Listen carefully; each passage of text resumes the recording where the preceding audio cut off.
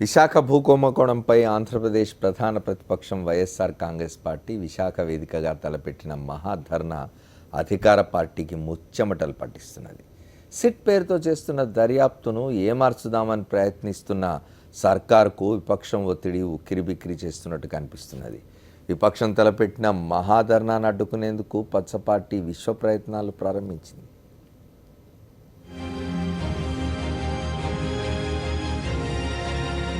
విశాఖ జిల్లా భూముల కుంభకోణం అధికార టీడీపీని బెంబేలెత్తిస్తోంది. వాళ్ల మీద వేళ్ల మీద వేసేద్దామని టీడీపీ చేసిన ప్రయత్నాలన్నీ అటు తిరిగి ఇటు తిరిగి టీడీపీకే చుట్టుకుంటున్నాయి. విశాఖ భూముల కుంభకోణంపై విపక్షం వైఎస్ఆర్సీపీ అలుపెరగని పోరాటం చేస్తుండడం, కుంభకోణం జరిగిందని మంత్రి అయ్యన్న పాత్రుడు పదే పదే ధృవీకరించడం, మిత్రపక్షం బీజేపీ కూడా ఒత్తిడి చేస్తుండడంతో టీడీపీ నాయకత్వానికి ఎటూ పాలుపోని పరిస్థితి.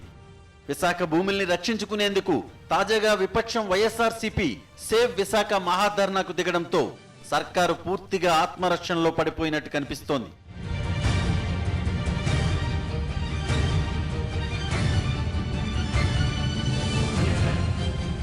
విపక్షం తలపెట్టిన ధర్నాను అడ్డుకునేందుకు కుటిల యత్నం చేసిన పచ్చ పార్టీ జనాగ్రహం చవిచూడాల్సి వస్తుందనే భయంతో ఎట్టకేలకు అనుమతి ఇచ్చింది. మహాధర్నాకు దీటుగా మహాసంకల్ప సభ నిర్వహిస్తామని బేరాలు పలికిన అధికార పార్టీ చివరకు దాన్ని వాయిదా వేసుకునే పరిస్థితి కొని తెచ్చుకుంది.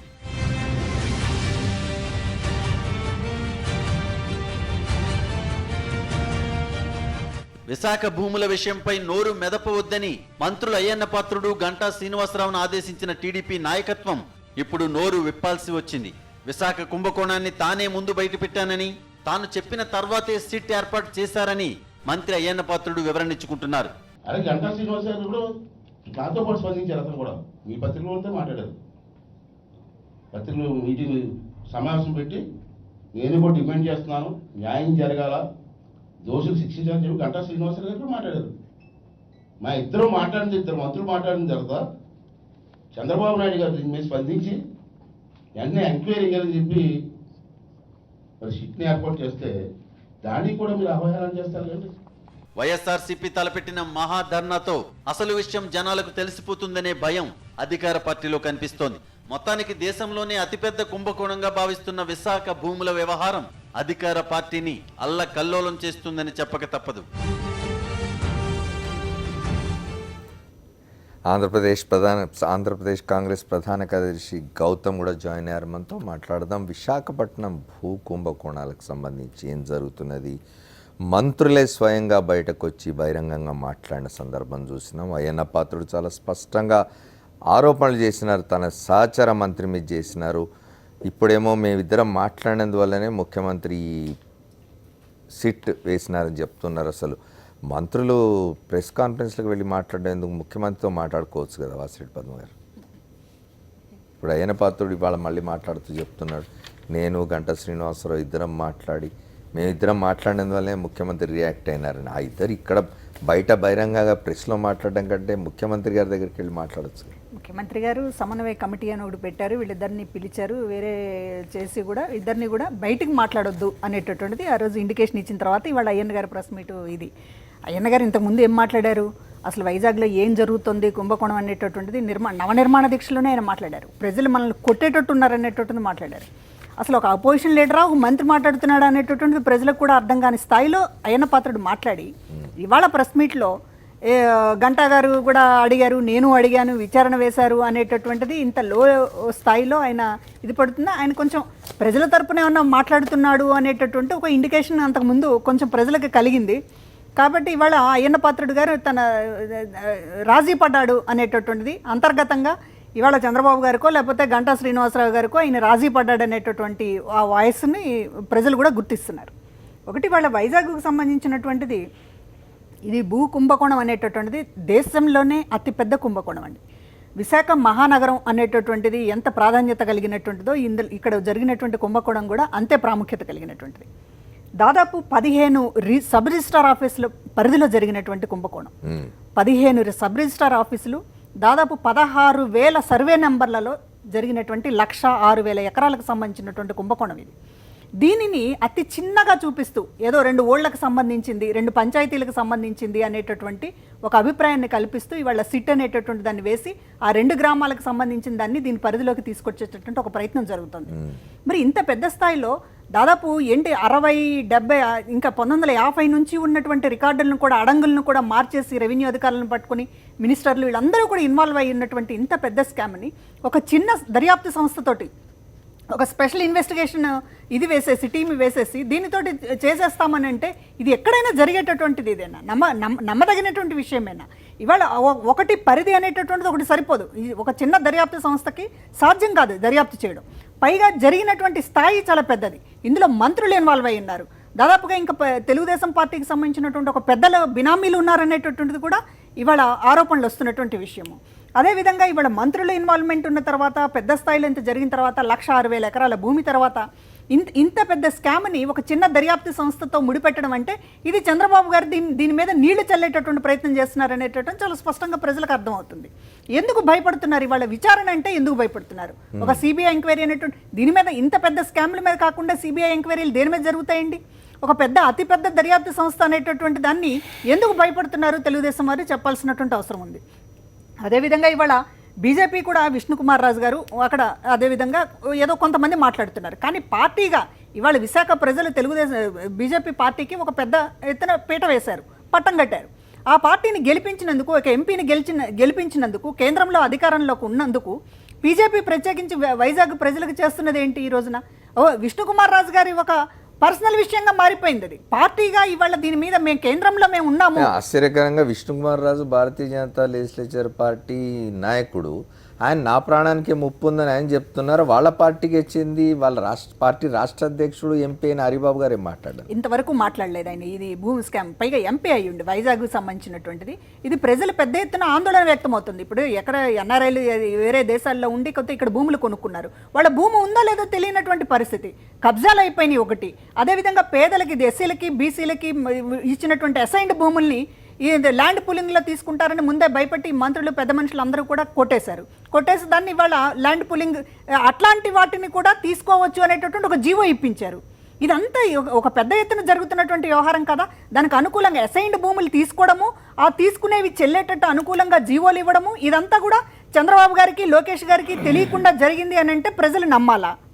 కనుక ఇంత పెద్ద స్థాయిలో ఇన్వాల్వ్మెంట్ ఉన్నప్పుడు దీని మీద సమగ్రమైనటువంటి దర్యాప్తు జరగాల్సినటువంటి అవసరం ఉంది. ఇది ప్రజల భూములండి. ఒక 60-70 ఏళ్ల నాటి రికార్డులు కూడా 60 మార్చగలిగినటువంటి ఇదిలా చేస్తున్నారంటే, భూములను మొత్తం కూడా తారుమారు చేస్తున్నారంటే, ఒక విశాఖ ఒక 100 రకాల కుంభకోణాలు అన్నట్టుగా దాన్ని తయారు చేసి పెట్టిన తర్వాత ఒక మహానగరంలో జరిగినటువంటి ఒక మహా కుంభకోణం మీద సాదాసీదా దర్యాప్తులతో న్యాయం జరగదు.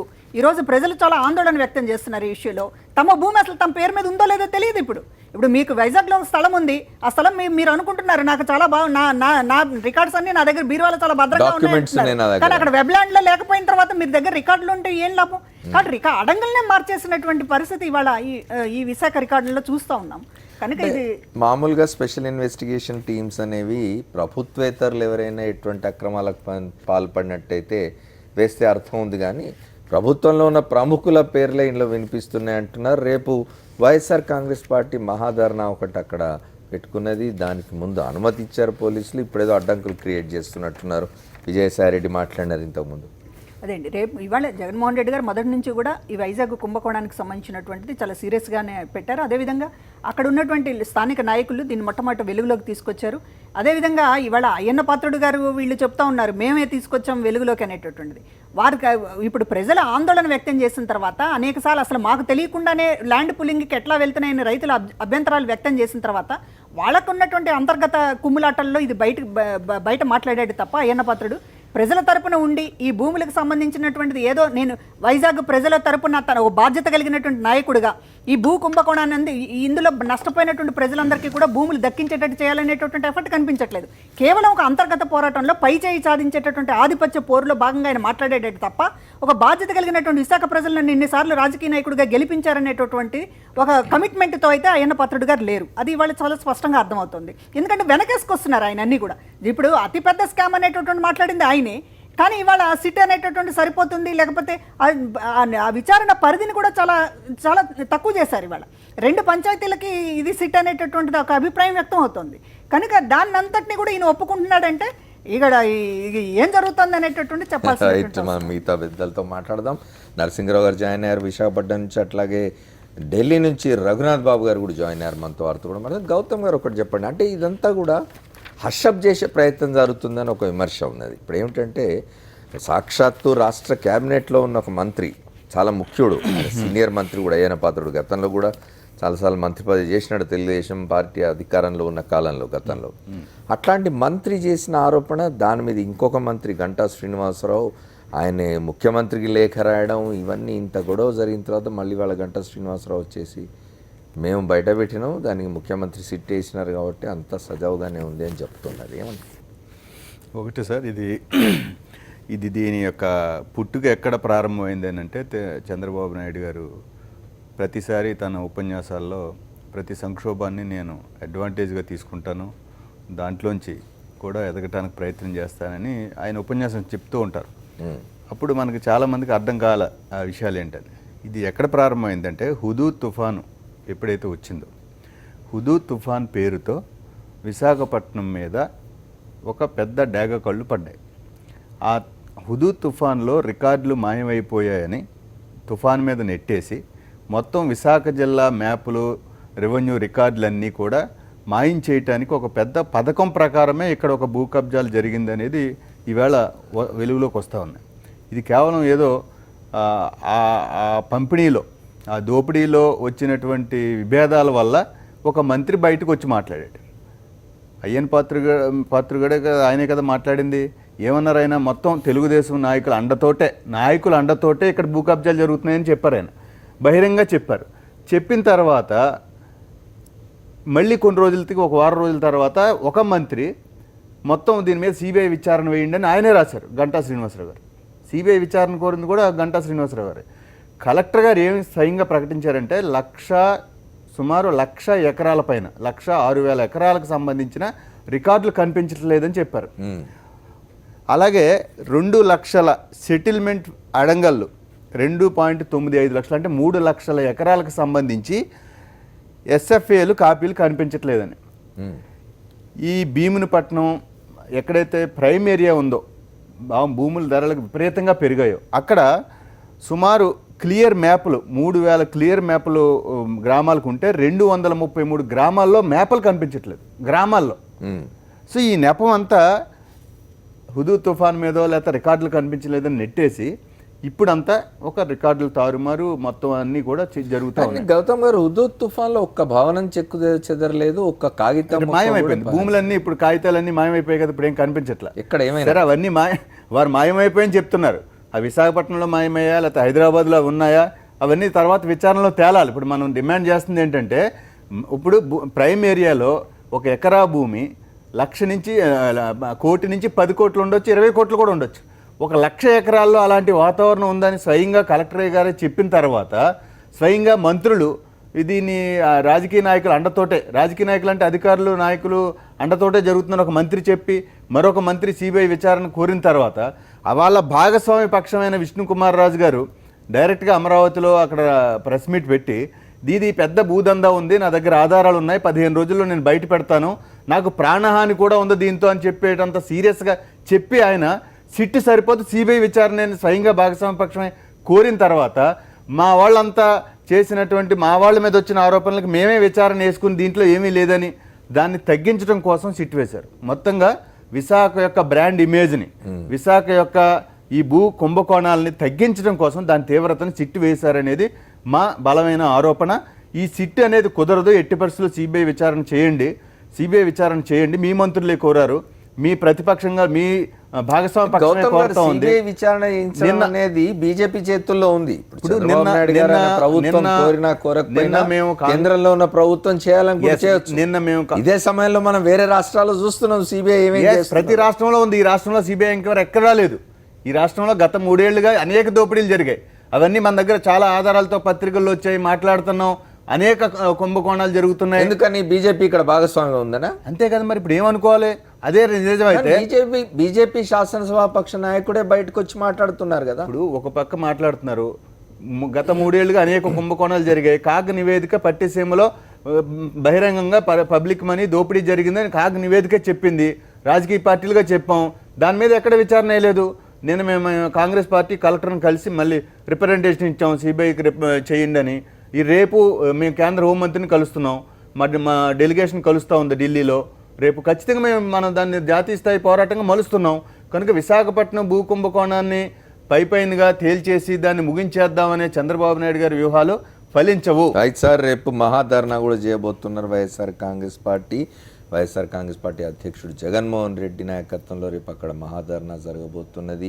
విశాఖపట్నం భూ కుంభకోణం రోజు రోజుకు ఆసక్తికరమైన మలుపులు తిరుగుతున్నది. మాట్లాడదాం నరసింహరావు గారితో, అట్లాగే రఘునాథ్ బాబు గారితో. ఒక షార్ట్ బ్రేక్ తీసుకొని వస్తాం. Welcome back to the fourth estate. Visakhapatnam భూ కుంభకోణం, దాని మీద ప్రభుత్వ వైఖరి నిరసిస్తూ రేపు ప్రధాన ప్రతిపక్షం వైఎస్ఆర్ కాంగ్రెస్ పార్టీ విశాఖ వేదికగా మహాధర్నా జరపబోతున్నది. దానికి సంబంధించి మాట్లాడుతున్నాం. ఒకసారి నరసింహరావు గారితో మాట్లాడదాం. విశాఖపట్నంలో ఉన్నారు, వారికి ఇంకా చాలా వివరాలు తెలిసి ఉంటాయి. నరసింహరావు గారు చెప్పండి, ఇదంతా ఏమిటి కంటి తొడుపు వ్యవహారంగా మారుతున్నది అంటున్నారు? నమస్తే మరి గారు. నమస్తే. అవును, ప్రభుత్వం సార్ దీన్ని కంటి తుడుపు చర్యగా మార్చాలని ప్రయత్నం చేస్తూ ఉంది. ఇది ప్రభుత్వం యొక్క రిపోర్ట్ సార్. ఇది కలెక్టర్ గారు దీని ఆధారంగానే, ఈ రిపోర్ట్ ఆధారంగానే మాట్లాడారు. ఈ రిపోర్ట్లో brief note on tampering of revenue records in Visakhapatnam rural mandal. దీంట్లో 19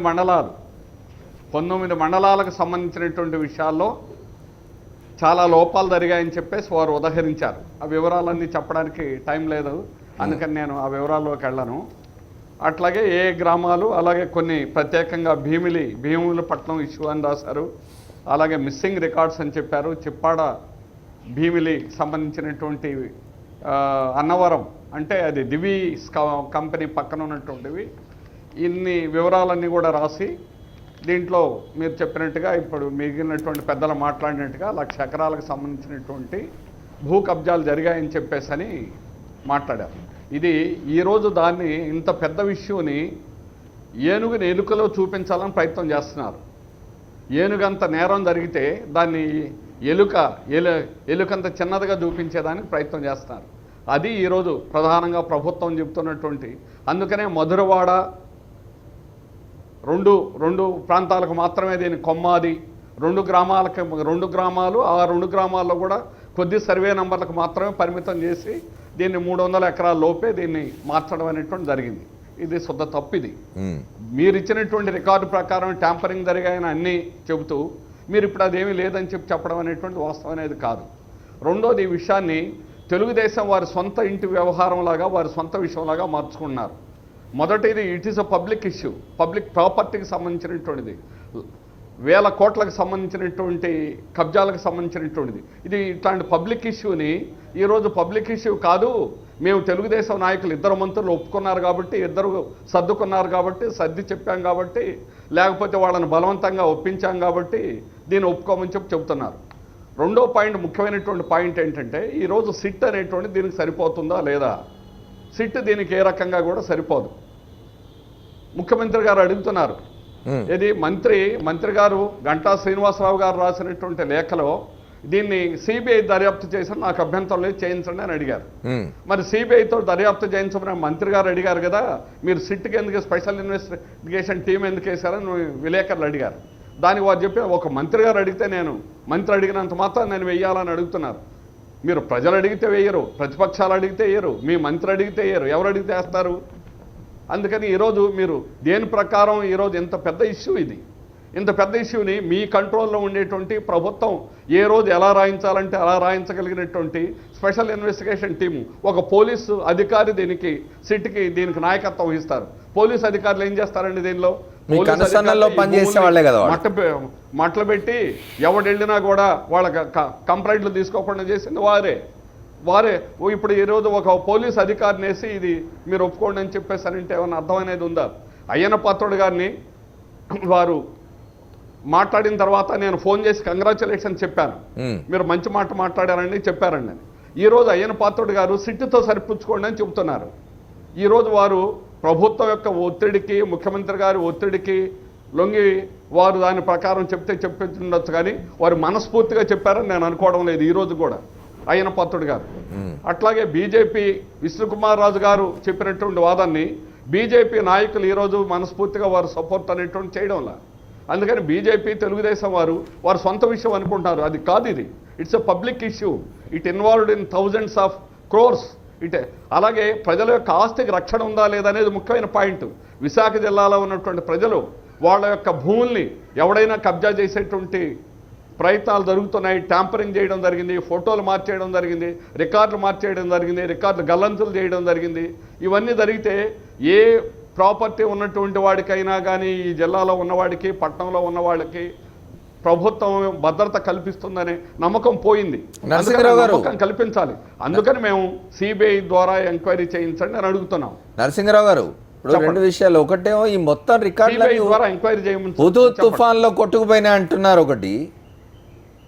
రెండవది, ముందు కలెక్టర్ మాట్లాడినప్పుడు 1,00,000 ఎకరాలకు పైగా లెక్కలు వచ్చినాయి. ఇప్పుడు అది 200-300 ఎకరాలకు తగ్గిపోయింది. అవును, ఏమంటారు? హుదూద్ తుఫాన్లు కొట్టుకుపోయినా నిజంగా రికార్డ్స్? మే 31వ తేదీ వారు ఇచ్చినటువంటి ఈ రిపోర్ట్ ఆధారంగానే, గవర్నమెంట్ రిపోర్టు, ఈ రిపోర్ట్ ఆధారంగా ఇచ్చినటువంటిది. కానీ తర్వాత మళ్ళా జూన్ 7వ తేదీన వారు ఆ రిపోర్టుని మార్చారు. అప్పుడు ప్రభుత్వం యొక్క ఒత్తిడి తర్వాత ఆ రకంగా రిపోర్ట్ అధికారులు మార్చడం అనేటువంటి జరిగింది. అందుకని 2-4 ధోరణిలో అధికారులు మాట్లాడడం కానీ, 2-4 ధోరణిలో ఈరోజు అయ్యన పాత్రుడు గారు కూడా మాట్లాడడం కానీ, కేవలం ప్రభుత్వం యొక్క ఒత్తిడి, చంద్రబాబు నాయుడు గారు ముఖ్యంగా ఒత్తిడి వల్ల ఆ రకంగా జరుగుతుంది. ఈ భూ కబ్జాలకి మూలాధారం చంద్రబాబు నాయుడు. ఈరోజు రికార్డులు ట్యాంపరింగ్ చేయడానికి కూడా తహసీల్దారు తన చేతిలో ఉన్నటువంటి కీను ఉపయోగించుకొని ఇష్టం వచ్చినట్టుగా రికార్డులు మార్చారు. అది ఈ రిపోర్ట్లోనే పేర్కోవడం అనేటువంటి ఆ రకంగా మార్చేదానికి తెలుగుదేశం ప్రభుత్వం అధికారంలోనే చేసినటువంటి పని పట్టా పాస్ పుస్తకాలు అనే దాన్ని లేకుండా చేశారు. ఒక్క నిమిషం అండి, ఇక్కడ మీతో గౌతమ్ మాట్లాడుతున్నారు.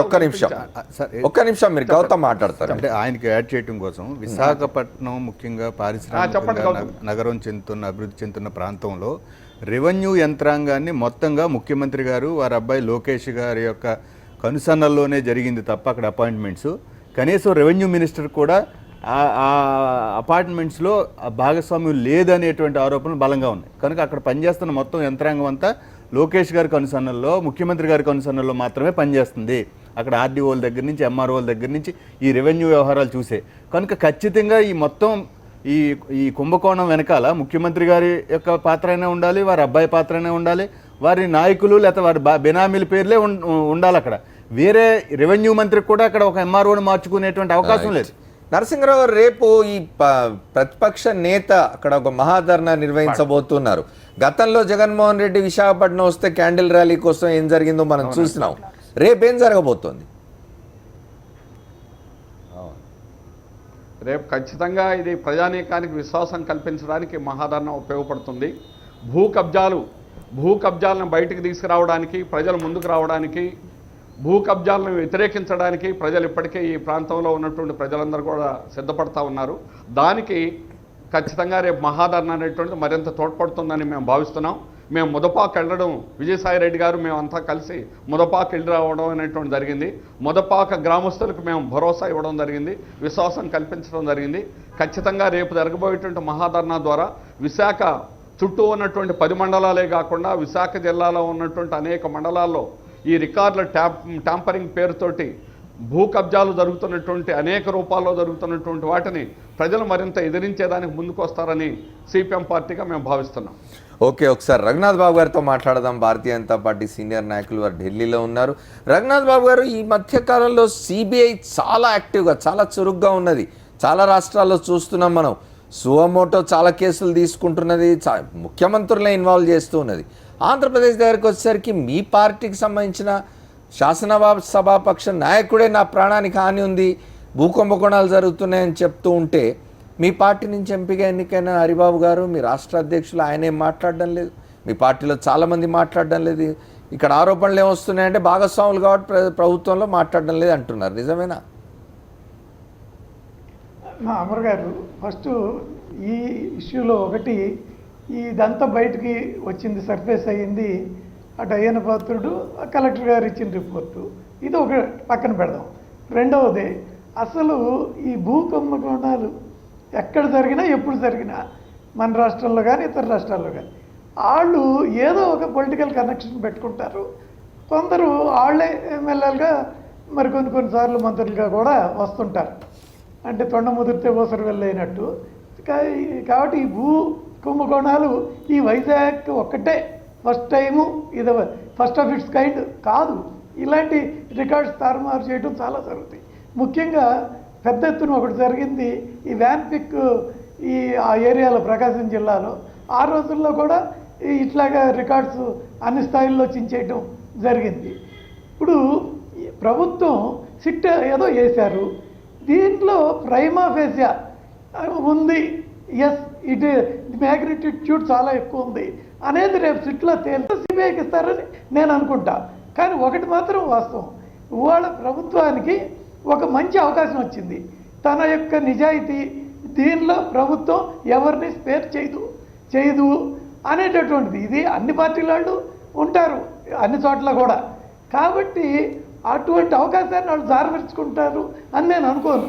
కానీ సిబిఐకి ఇవ్వాలంటే ముందు ఒక ప్రైమా ఫేసియా ఒక విచారణ చేపడుతున్నారేమో అని నా ఉద్దేశం. సార్, ఒకటి రెండు విషయాలు సార్ ఇందులో. ఒకటేమో ఇప్పుడు సిబిఐ ఎంక్వైరీ ఎందుకు, సిట్లో ప్రైమా ఫేసి తేలితే అప్పుడు చూడొచ్చు అని మీరు అంటున్నారు. ఇప్పటికే ముందు చెప్పిన దానికి ఈ 15 రోజుల్లో మొత్తం వాటర్ డౌన్ అయిపోయింది. 1,00,000 ఎకరాల నుంచి 200 ఎకరాలకు మారింది. 250 ఎకరాలకు ప్రభుత్వం చేతుల్లో ఉండే సిట్ రేపు ఇంతకంటే గొప్ప నివేదిక ఇస్తుందని ఎట్లా అనుకుంటాం ఒకటి. రెండోది, ఎందుకు సిబిఐ ఎందుకు వేయించారు? మీ పార్టీ నాయకులు విష్ణుకుమార్ రాజు చెప్తున్నారు, సాక్షాత్తు రాష్ట్ర మంత్రి గంటా శ్రీనివాసరావే అడిగినారు సిబిఐ ఎంక్వైరీ వేయమని. తప్పే ఉన్నది? దూద్ కా దూద్ పానీ కా పానీ తేలిపోతుంది కదా. ఇప్పుడు కరెక్టే, ఇప్పుడైనా దాన్ని టోటల్గా ఆపేయటం, బ్లాక్ చేయటం లేదు కదా. సిబిఐ ఎంక్వైరీ ఎప్పుడైనా వేసుకోవచ్చు. ఇప్పుడు 200 ఎకరాలే అనేది కూడా ఎలా వచ్చి ఉండొచ్చు అంటే, ఈ 1,00,000 ఎకరాల్లో అక్కడ ఒకటి జరిగి ఉంటాయి అనే లెక్కలో ఆ 200 ఎకరాల లెక్కకు వచ్చిందేమో బహుశా. అది కూడా నేను ఊహే. కాబట్టి ఒక ఈ సిట్టుతో ఎంక్వైరీని నడవనియొచ్చు, అందరూ ఇచ్చేయన్ని రికార్డ్ చేయొచ్చు, ఆ రికార్డు ఎక్కడికి పోదు. రఘునాథ్ బాబు గారు, ఇప్పుడు ఇది జరగటాన్ని అడ్డుకోవాల్సిన అవసరం. రఘునాథ్ బాబు గారు కరెక్టే, కానీ ఇప్పటికీ కనీసం ఆ సిట్కో స్వరూపం లేదు, అధికారిని కూడా వేయలేదు ఇప్పటి వరకు. సిట్ అని మాట్లాడుతున్నారు. పద్మ గారు మొత్తం కూడా ఇద్దరు తహసీల్దార్. అమర్ గారు ఒక్క నిమిషం చెప్పండి రఘునాథ్ బాబు. అమర్ గారు, ఇప్పుడు ఇది దీనిలో ఒకవేళ నేను పారదర్శకంగా నిజాయితీగా చేయకపోతే తప్పకుండా ప్రభుత్వానికి పెద్ద నష్టం వస్తుంది.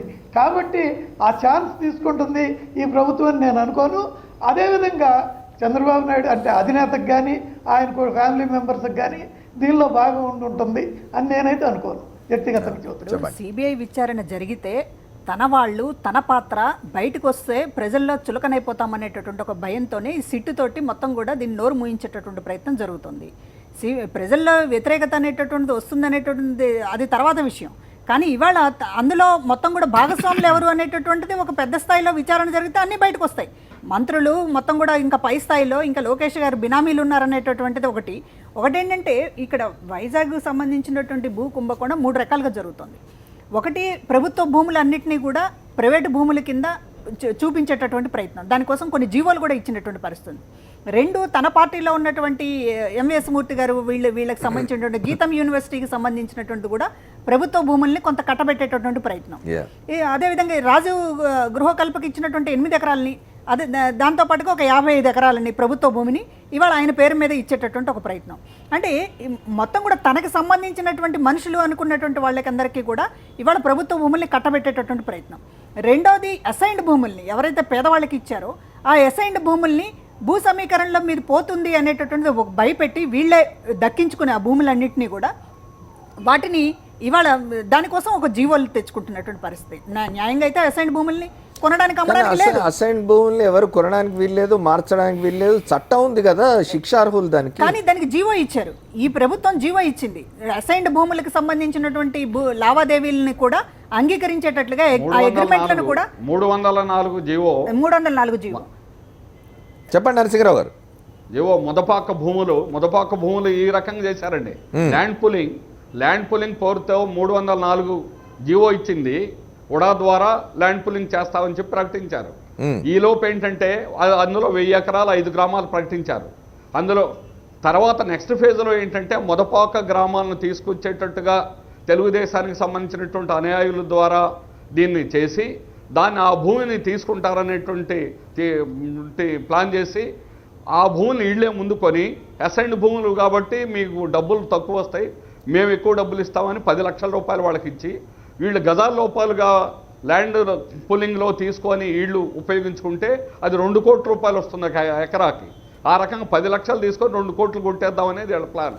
అందుకని ఆ రకంగా ఇవ్వడానికి 304 జీవో ల్యాండ్ పుల్లింగ్ వారు చెప్పినట్టుగా ఇప్పుడు అది ఆ రకమైనటువంటి పద్ధతిలో. ఓకే నరసింహరావు గారు మాట్లాడదాం, మళ్ళీ ఒక షార్ట్ బ్రేక్ తీసుకొని వచ్చి గౌతమ్తో మాట్లాడదాం. 50,000 లక్ష రూపాయలు ఇచ్చి ఆ రకంగా. అందుకని ఇంత పెద్దదాన్ని రఘునాథ్ బాబు గారు అది చిన్నదిగా చూపించి చిన్నదిగా చిత్రించి అలాగే దీన్ని జాప్యం చేస్తే సిట్ ద్వారా జాప్యం జరిగింది అనుకోండి, తర్వాత దీన్ని ప్రజలు మర్చిపోతారు అనుకున్నారు.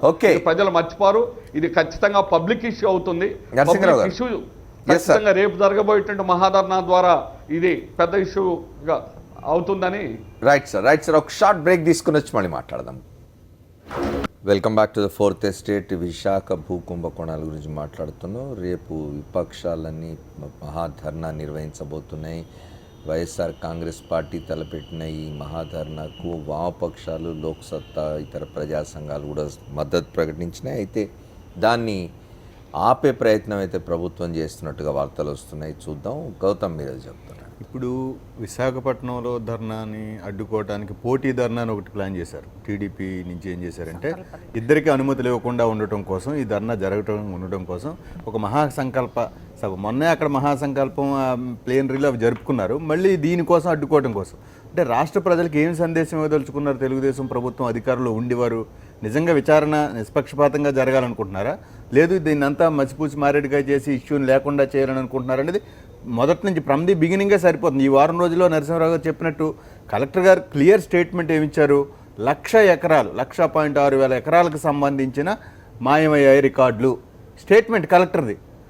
ఇంతకంటే ఆధారం ఏం కావాలి? 1,00,000 ఎకరాలు అంటే చిన్న విషయం అండి. 1,00,000 ఎకరాలు. ప్రాథమిక నివేదిక ఏం చెప్తున్నారంటే అది ఉన్నతాధికారులు పత్రికలో వచ్చింది. ఆ 2 ఊర్లలో జరిగిన విలువ 20,000 కోట్ల ఉంటుందని, 20,000 కోట్ల భూమిని కబ్జా జరుగుతుంది అనేది ప్రాథమిక నివేదికలో చెప్తున్నారు. ఇంత పెద్ద ఇష్యూని ఒక సిట్టుకి పరిమితం చేసి మీ కనుసన్నల్లో నడిచే సిట్టుకి, ఎందుకనంటే మీరు ఆ సిట్టుకి పరిమితం కాని అంశం ఇది. మీరు అన్నట్టుగా ఎవరైనా ఎక్కడో ఉద్యోగస్తులు లేకపోతే ఇంకొక చోట ఎవరో నేరాలు జరిగితే సిట్లు వేస్తారు. ప్రభుత్వంలో ఉండే నేనేం చెప్తున్నాను, ప్రజలు ఏం చెప్తున్నారు, అక్కడ రెవెన్యూ యంత్రాంగం మొత్తం ముఖ్యమంత్రి గారి కార్యాలయం నుంచి డిప్యూటీ అయిన వాళ్ళే, వారి రికమెండేషన్తో అక్కడికి వచ్చిన వారే. కనుక ఈ వ్యవహారంలో వారికి దాన్ని ఏమంటారు బినామీలకి భాగస్వామి ఉండి ఉంటుంది. వారి మంత్రులే పరస్పర ఆరోపణలు చేసుకున్నారు. ఇంత పెద్ద స్కామ్లో అందుకనే రేపు మేము కాంగ్రెస్ పార్టీ బృందం రేపు కేంద్ర హోంమంత్రి రాజ్నాథ్ సింగ్ గారిని కలవబోతున్నారు. దీని మీదే కేవలం విశాఖ భూ కుంభకోణం మీదే సిబిఐ విచారణ వెయ్యండి, ఈ సిట్టు సరిపోదు అని మీ పార్టీ బీజేపీ నాయకులు కూడా దాన్ని కోరుతున్నారని మేమే మళ్ళీ విష్ణుకుమార్ రాజు గారు ఇచ్చిన స్టేట్మెంట్లు, ఆయన పేపర్ కట్టింగ్లు అన్నీ కలెక్టర్ గారు ఇచ్చినవి మొత్తం అన్ని రికార్డ్స్ పట్టుకెళ్ళి రేపు కానీ ఎల్లుండి కానీ కలవబోతుంది బృందం. సో కనుక ఖచ్చితంగా ఇది ఒక ప్రజా ఉద్యమంగా మళ్ళాల్సినటువంటి అవసరం ఉంది. ఒక బహిరంగ విచారణని ప్రకటించారండి ఎవరు? రెవెన్యూ మంత్రి. బహిరంగ విచారణ ప్రకటించిన గంటకో 2 గంటలకో మళ్ళీ దాన్ని రద్దు చేసి మళ్ళీ సిట్ అని ప్రకటించారు. అంటే అసలు ఈ ప్రభుత్వానికి వారు చెప్తున్నట్టు నరసింహారావు గారు వారం రోజుల ముందు 1,00,000 ఎకరాలని, తర్వాత 270. గమనించుంటే ఉప ముఖ్యమంత్రి రెవెన్యూ మంత్రి కూడా అయిన కె కృష్ణమూర్తి గారు అది చదువుతూ నాకు లోపల నుంచి వచ్చిన కాగితం నేను చదువుతున్నా అన్నారు. కరెక్టే. సో బహిరంగ విచారణని ప్రకటించిన కలెక్టరు, రెవెన్యూ మంత్రి ఇవన్నీ పోయి వెంటనే సిట్ అని రావటం అంటే మ్యానిపులేషన్ జరుగుతూ ఉంది. ఇది చాలా ప్రమాదకరం. విశాఖ బ్రాండ్ ఇమేజ్ అనేది చంద్రబాబు నాయుడు గారు అక్కడ పెద్ద బిజినెస్ సమ్మిట్ పెట్టి వ్యాపారస్తులంతా విశాఖపట్నం రండి, పారిశ్రామికవేత్తలంతా ఇక్కడ రండి అని పెట్టినప్పుడు ఇంత ల్యాండ్ స్కామ్లు జరుగుతుంటే, రికార్డులే మాయమైపోతుంటే ఏ పారిశ్రామికవేత్త విశాఖపట్నం వెళ్ళి పెట్టుబడులు పెడతారండి? అది కూడా ఒక సమస్య. ఇప్పుడు రఘునాథ్ బాబు గారు, ఇప్పుడు భారతీయ జనతా పార్టీలో సమన్వయం కొరవడినట్టుంది, మీ మధ్య ఒక ఇది లేకుండా కనిపిస్తుంది. ఒకళ్ళు ఒకటి మాట్లాడుతున్నారు, ఇంకోటి మాట్లాడుతూ ఉన్నారు. ఎందుకు దీని మీద చాలా స్పష్టంగా అంటే సిట్ అనేది కంటి తుడుపు చర్య, రేపు దీన్ని వాష్ అవుట్ చేయడానికే హాగ్ వాష్ ఇదంతా అనేది బయట ఉన్న ఒక విమర్శ ప్రచారం. ఎందుకు మీరు ఆ విమర్శల ప్రచారాలు మీకు ఇది కావడం, ఎందుకు ఆ విమర్శలను ఎదుర్కోవాల్సిన అవసరం ఉంది? మీరు హాయిగా సిబిఐ ఎంక్వైరీ వేయించవచ్చు కదా, కేంద్రంలో మీ ప్రభుత్వం ఉన్నది. అమర్ గారు, మేము ఇటువంటి ఎట్టి పరిస్థితుల్లో ఎంటర్టైన్ చేయం, ఎలవ్ చేయం. ఏది యాజ్ ఏ పార్టీ మీరు చూస్తూనే ఉన్నారు ఎంత ట్రాన్స్పరెంట్గా కేంద్ర ప్రభుత్వం, నరేంద్ర మోడీ గారి ప్రభుత్వం ఎక్కడైనా కానీ ఇలాంటి ఏ వచ్చినా వాటిని స్పేర్ చేసే ప్రశ్నే లేదు. ఇకపోతే ఇక్కడ ఏంటంటే అది ఎంతవరకు దీని ఇంపాక్ట్ లేకపోతే మ్యాగ్నిట్యూడ్ అది చూడాలి. ప్రతి సిబిఐ అంటే ఇవ్వచ్చు, అది కేంద్ర రాష్ట్ర ప్రభుత్వం నిర్ణయం తీసుకోవచ్చు. కానీ ఇచ్చే ముందు ఒకసారి మనం కూడా వెరిఫై చేసుకుని ఇది అని సార్, జిల్లా కలెక్టర్ కంటే మించిన ఆథెంటిక్ సోర్స్ ఇంకేమైనా ఉంటుందా? జిల్లా కలెక్టర్ చెప్పింది తప్పైతే ఆయన మీద చర్య ఎందుకు తీసుకోలేదు? ఆయన ఎందుకు అక్కడ షంట్ అవుట్ చేయలేదు? ఆయనకి చాలా నిజాయితీపరుడు అనే పేరు కూడా ఉంది. 1,06,000 ఎకరాలు జరగటం మాత్రం నా ఉద్దేశంలో నెక్స్ట్ ఇంపాసిబుల్ అండి. మరి ఎందుకు చెప్పాడు కలెక్టర్ మీద చర్యలు తీసుకోమనండి? మీ ప్రభుత్వం ఉంది కదా రాష్ట్రంలో, కలెక్టర్ మీద చర్యలు ఎందుకు తీసుకోలేదు? అమర్ గారు, నేను 200 ఎకరాలు కూడా చిన్నదంటలా, 200 ఎకరాలు కూడా పెద్దదే. నేను అనడం కలెక్టర్ తప్పుడు ప్రకటన చేసి ఉంటే, ఆయన బహిరంగంగా మాట్లాడినాడు కలెక్టర్, ఆయన తప్పుడు ప్రకటన చేసి ఉంటే ఆయన మీద ఎందుకు చర్య తీసుకోలేదు ఇప్పటి వరకు? నరసింహరావు గారు చేతిలో స్టేట్మెంట్ అదే. అంటే 1,06,000 ఎకరాల్లో సార్ వస్తాను నరసింహరావు గారు, ఒక్క నిమిషం. ఎగ్జాక్ట్ వర్డింగ్ ఏంటో నాకు తెలీదు. ఇప్పుడు కలెక్టర్ గారు ఇచ్చినటువంటి నరసింహరావు గారి చేతిలో అధికారిక ప్రకటన ఉంది, చెప్పండి నరసింహరావు గారు. దీనిలో ప్రకటనలో ఎకరాలు మండలాలతో పాటు ఈనాడులో వచ్చినటువంటి స్టేట్మెంట్ని కూడా మెన్షన్ చేశారండి. ఈనాడులో మే 26వ తేదీన మే 27వ తేదీన వచ్చినటువంటి క్యాప్షన్స్ మెన్షన్ చేశారు. జనం జాగాపై కబ్జా కథ కట్టించేది ఎలా, ఇవన్నీ ఈనాడులో వచ్చినటువంటివండి. వీటితో స్టార్ట్ చేసి దీంట్లో ఎంత తీవ్రంగా ఉన్నదనేటువంటిది రఘునాథ్ బాబు గారు వారు పార్టీ బీజేపీ ఎంత నిజాయితీగా సిబిఐ వ్యవహరిస్తుందనేది, ప్రతిపక్ష పార్టీల మీద అయితే వారు సిబిఐ ఎంక్వైరీలు జరపడానికి తమిళనాడులో అనేక చోట్ల అనేక సిబిఐ దర్యాప్తు మనం చూస్తూ ఉన్నాం. కానీ తమ పార్టీతో సంబంధాలు ఉన్నటువంటి రాష్ట్రాల్లో ఆ పార్టీ ప్రభుత్వాలు చేసేటువంటి అవినీతి జోలికి వెళ్ళడంలా అది వాస్తవం. అదే కానీ వెళ్ళేటట్లయితే ఖచ్చితంగా ఆంధ్రప్రదేశ్లో తెలుగుదేశం ప్రభుత్వం చేసినటువంటి విశాఖ జిల్లాలో జరిగినటువంటి కబ్జా మీద ఖచ్చితంగా మీరు సిబిఐ దర్యాప్తు చేయించి ఉండేవాళ్ళు. రెండో విషయం, ఈరోజు అయ్యన్న పాత్రుడు గారు నేను మొదటి ఈ సమస్యను లేవనెత్తాను అనేది కరెక్ట్ కాదు. అంతకుముందే ప్రతిపక్షాలు లేవనెత్తాయి, అట్లాగే మా వైఎస్ఆర్ పార్టీ లేవనెత్తింది, సిపిఎం పార్టీ లేవనెత్తింది, అనేక మంది లేవనెత్తారు. అలాగే రెండోది గంటా శ్రీనివాసరావు గారు కూడా లేవనెత్తారు. కాబట్టి గంటా శ్రీనివాసరావు గారు లేఖ చదవండి, ఎవరికైనా అర్థమవుతుంది. వారు లేఖలు ఏమి రాశారు? అయ్యన్న పాత్రుడు నోరు మోయించండి, ఆయన పార్టీ వ్యతిరేకంగా ప్రకటనలు ఇస్తున్నారని మాత్రం లేఖ రాశారు. అందుకని ఆయన లేవనెత్తారు కాబట్టి మేమిద్దరం అడిగితేనే సిట్ వచ్చింది అని చెప్పడం అనేటువంటిది సమంజసం అనేటువంటిది కాదు. సిట్ అనేటువంటిది కంటితోడు చర్య, అది కాలయాపన చేయడానికి జాప్యం చేసి దీన్ని నానబెట్టి దీన్ని ప్రజలు మర్చిపోతారనుకుంటున్నారు.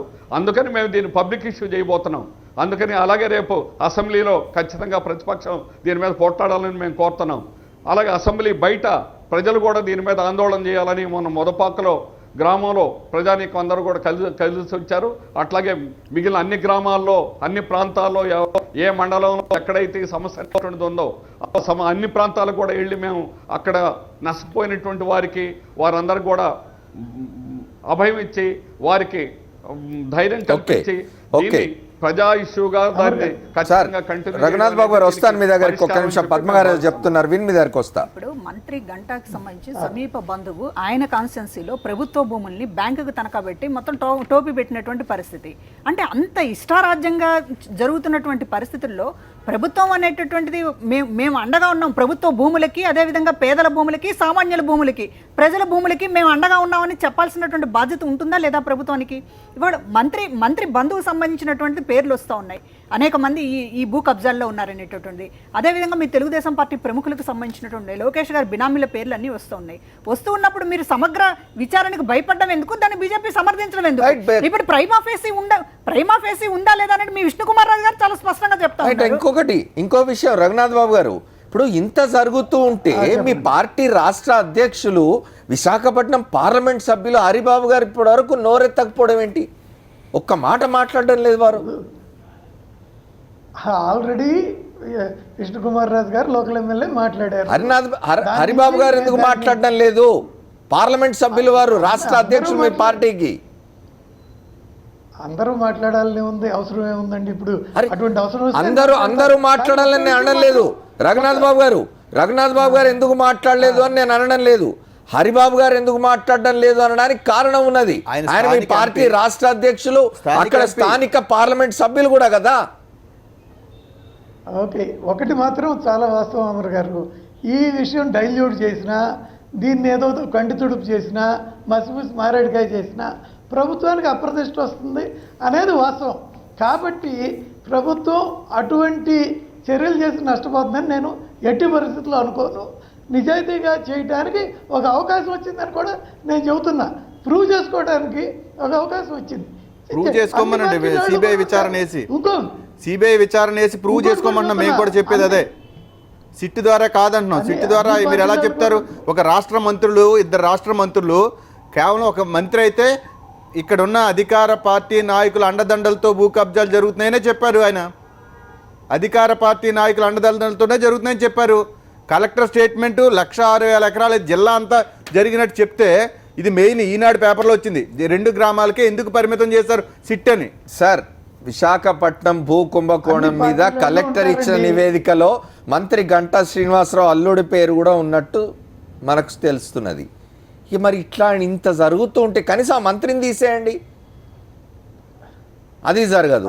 మీరు అంటున్నారు ప్రభుత్వం తన ప్రతిష్టను దిగజార్చుకునే పనులు చేస్తుందని నేను అనుకోను అని మీరు అంటున్నారు. విశాఖపట్నం ఎయిర్పోర్ట్లో జేసీ దివాకర్ రెడ్డి చేసిన వీరంగం దగ్గర నుంచి మొదలుపెట్టి మీరు గతంలో జరిగిన ఎంఆర్ఓ మీద జరిగిన దాడి దాకా తీసుకున్నట్టయితే ప్రభుత్వం అన్ని అప్రతిష్ట తెచ్చే పనులే చేసుకుంటున్నది. ఇప్పుడు పుష్కరాల మీద విచారణ చేశారు, దాని నివేదిక 3 ఏళ్ళు 2 ఏళ్ళు అయింది, ఇంతవరకు లేదండి. రఘునాథ్ బాబు గారు, పుష్కరాల్లో 29 మంది చనిపోతే దాని మీద ఒక విచారణ వేశారు, ఏం జరిగింది? వరకు దానికి ఏమి నివేదికే లేదు. అలా చాలా చోట్ల గవర్నమెంట్ విచారణలు వేస్తున్నాయి, దాని మీద ఏమి పరిష్కారాలు లేవు. చివరికి వనజాక్షి గారిని కొట్టిన కేసులో ఎమ్మెల్యేల మధ్య రాజీ చేశారు. తెలుగుదేశం చేసే వాటికి మీరెందుకు ఫోన్లో నిలబడుతున్నారు బీజేపీ నాయకులు? మేము మాత్రం ఇట్లాంటి స్పేర్ చేసే ప్రశ్నే లేదు. అది చంద్రబాబు నాయుడు గారికి కూడా తెలుసు. సార్, మీరు స్టాండర్డ్ రిప్లై ఇస్తున్నారు సార్. ఒక చిన్న ప్రశ్న, రేపు మీరు మీ ప్రధానమంత్రి గారికి రాష్ట్ర శాఖ బీజేపీ నుంచి ఒక ఉత్తర్వు రాయబోతున్నారా దీని మీద సిబిఐ ఎంక్వైరీ అయ్యిందని? ఎందుకంటే విష్ణుకుమార్ రాజు గారు పేపర్లో డిమాండ్ చేయటం కాదు, మీరు అఫీషియల్ పార్టీ వాయిస్ చెప్పండి. రాష్ట్ర శాఖ మేము రేపు కలుస్తున్నాం రాజ్నాథ్ సింగ్ గారిని, కాంగ్రెస్ పార్టీ రేపు కలుస్తుంది, మీ మంత్రినే కలుస్తుంది, బీజేపీ కేంద్ర హోంశాఖ మంత్రిని. మీరు కూడా ఒక ఉత్తర్వు రాయండి. ఇప్పుడు అది మేము ఏం చేయాలనేది మా పార్టీ కూర్చుని ఆలోచించుకుని నిర్ణయం చేసుకుంటాం. ఆల్రెడీ విష్ణుకుమార్ రాజు గారు చెప్పారు. ఇప్పుడు ఇంతకు ముందు కూడా నేను అన్నానండి, బీజేపీ ఎంపీ ఉండడం వల్ల, కేంద్రంలో బీజేపీ ఉండడం వల్ల విశాఖ ప్రజలకి ఇంత నష్టం జరుగుతుంటే ఒరిగేదేమిటి? ఇవాళ ఆ పార్టీ స్పందించకుండా సిబిఐ ఎంక్వైరీ జరిపించాల్సిన అవసరం ఉందనేటువంటి వాళ్ళు అడగకుండా కేవలం ఏదో ప్రెస్ మీట్లో అది కూడా ఒక ఎమ్మెల్యేకి సంబంధించినటువంటి సబ్జెక్టుగా డీల్ చేయడం అనేటటువంటిది ఇది చాలా బాధాకరమైనటువంటి విషయం. ఇవాళ భూములు అంటే బహిరంగ విచారణ జరిగితే కనీసం ప్రజలకు సంబంధించినటువంటి కంప్లైంట్లు తీసుకునేటటువంటి అవకాశం కూడా ఇక్కడ చంద్రబాబు గారి ప్రభుత్వం ఇవ్వలేదు. బహిరంగ విచారణ అని కూడా అన్న తర్వాత కూడా బహిరంగ విచారణ క్యాన్సిల్ అయిందని తెలిసిన తర్వాత కూడా పిటిషన్స్ వచ్చినాయి. మా భూములు ఇట్లా అన్యాక్రాంతమైనవి, కబ్జాలకు గురైనాయి అనేటటువంటిది ఫిర్యాదు చేయడానికి అక్కడ ప్రజలు సిద్ధంగా ఉన్నారు.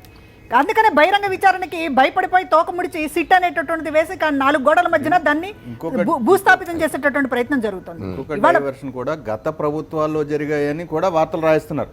గత ప్రభుత్వాల్లో జరిగాయని మేము మన బహిరంగ చెప్తున్నాం. గత ప్రభుత్వంలో జరిగినా కూడా సిబిఐ ఎంక్వైరీ ఇచ్చి వాళ్ళందరినీ లాక్కోండి. ఇప్పుడు మాజీలను కూడా అరెస్ట్ చేయొచ్చు. అంతే కదా.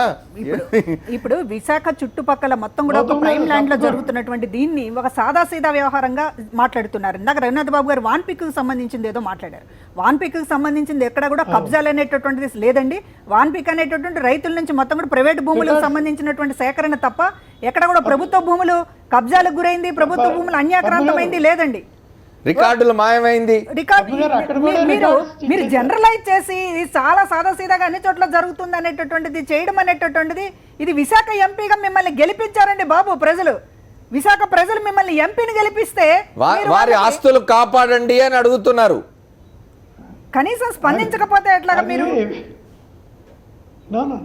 ఇప్పుడు పార్టీ మేము విచారణ జరపాలనే దానికి అయితే కఠిన చర్యలు తీసుకోవాలనే దానికి. అమర్ గారు నాకు ఒక విషయాన్ని నేను ఈ సందర్భంగా గుర్తు, ఇదే విశాఖ ఎన్నికకి జరిగినప్పుడు విజయమ్మ గారు మా పార్టీ తరపు నుంచి అక్కడ పోటీ చేస్తే ఎంత డ్రామా ఆడారంటే, కడప నుంచి గూండాలు వస్తారు, మొత్తం కూడా విశాఖను ఆక్రమించేసుకుంటారని చంద్రబాబు గారు వాళ్ళ మనుషులే 10 మందిని లుంగిలు కట్టించేసి ఒక సెంటర్లో నిలబెట్టేసి, అరే మన జగన్ ముఖ్యమంత్రి అయిపోతాడరా, ఈ సెంటర్లో ఈ భూమి, ఈ సెంటర్లో ఈ భూమి అని ఒక డ్రామా క్రియేట్ చేశారండి. కడప నుంచి వాళ్ళు వచ్చేసి లుంగిలు కట్టుకున్నటువంటి వాళ్ళు కొంతమంది వచ్చి మొత్తం వైజాగ్ను ఆక్రమించుకునేటటువంటి ప్రయత్నం చేస్తున్నారని ఆ రోజు ఒక దుర్మార్గమైనటువంటి ప్రచారం చేశారు. మరి ఈ రోజు వీళ్ళని ఏ గుండాలు అనాలి, ఏ భూ బకాసులను అనాలి? సమయం అయిపోయింది మనకు. Thank you very much Narasimharao గారికి, రఘునాథ్ బాబు గారికి, వాసిరెడ్డి పద్మ గారికి, అట్లాగే గౌతమ్ గారికి కూడా కృతజ్ఞతలు. రేపు విపక్షం విశాఖపట్నంలో మహాధరణ తలపెట్టింది. దానికి మిగతా పక్షాలన్నీ కూడా, ప్రతిపక్షాలన్నీ కూడా మద్దతు పలికినాయి, ప్రజా సంఘాలు కూడా మద్దతు పలికినాయి. విశాఖపట్నం భూ కుంభకోణం దేశంలోనే అతిపెద్ద కుంభకోణంగా మారింది. అనవసరంగా భారతీయ జనతా పార్టీ తన భాగస్వామైన పాపానికి బోన్లో నిలబడబోతున్నది. విశాఖపట్నం భూ కుంభకోణం విషయంలో విశాఖపట్నం పార్లమెంటు స్థానం భారతీయ జనతా పార్టీ ప్రాతినిధ్యం వహిస్తున్నా కూడా అక్కడ సరైన చర్యలు లేకపోవడం, కేంద్రం నుంచి ఎటువంటి రియాక్షన్ లేకపోవడం అనేది మాత్రం జనాన్ని కలవరపరుస్తున్నది. ఇది వాళ్ళ 4th ఎస్టేట్. రేపటి 4th ఎస్టేట్లో మళ్ళీ కలుద్దాం. Stay tune to Sakshi. This is Amar signing off.